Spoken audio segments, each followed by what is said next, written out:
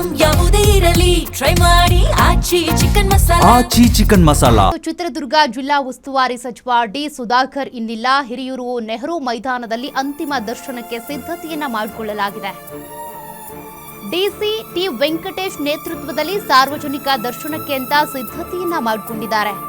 ಹಿರಿಯೂರು ನೆಹರು ಮೈದಾನದಲ್ಲಿ ಅಂತಿಮ ದರ್ಶನಕ್ಕಾಗಿ ಎಲ್ಲಾ ವ್ಯವಸ್ಥೆಯನ್ನ ಮಾಡಿಕೊಳ್ತಾ ಇದ್ದಾರೆ. ಅಭಿಮಾನಿಗಳು ವಿಐಪಿಯ ದರ್ಶನಕ್ಕೆ ಅಂತ ಪ್ರತ್ಯೇಕ ವ್ಯವಸ್ಥೆಯನ್ನು ಮಾಡ್ತಿದ್ದಾರೆ. ಡಿ ಸುಧಾಕರ್ ಅವರ ಅಂತಿಮ ದರ್ಶನಕ್ಕೆ ಕಾದು ಕುಳಿತಿರುವಂತ ಜನ, ನೆಹರು ಮೈದಾನದತ್ತ ದೌಡಾಯಿಸ್ತಾ ಇರುವಂತ ಅಭಿಮಾನಿಗಳು.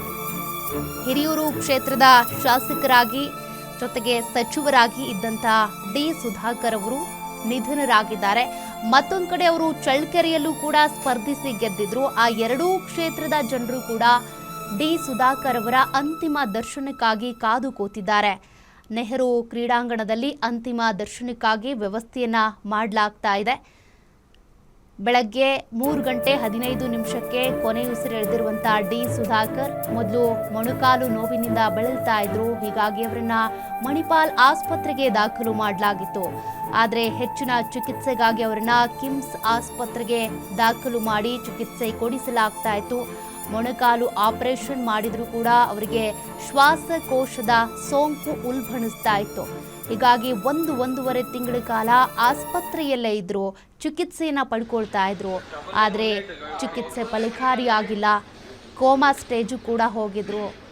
ಸದ್ಯ ಅವರ ಪರಿಸ್ಥಿತಿ ಬಹಳ ಚಿಂತಾಜನಕ ಆಗಿತ್ತು. ಬೆಳಗಿನ ಜಾವ 3:15 ಸುಮಾರಿಗೆ ತಮ್ಮ ಕುಟುಂಬವನ್ನ ಜೊತೆಗೆ ಸ್ನೇಹಿತರನ್ನ ಬಂಧು ಬಳಗದವರನ್ನ ಬಿಟ್ಟು ಅಗಲಿದ್ದಾರೆ.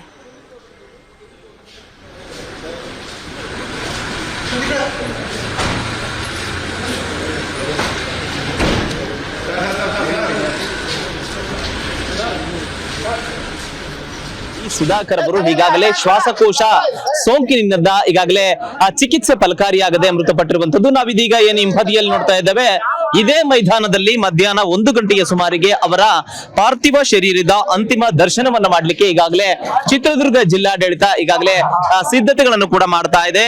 ಏನು ಚಿತ್ರದುರ್ಗ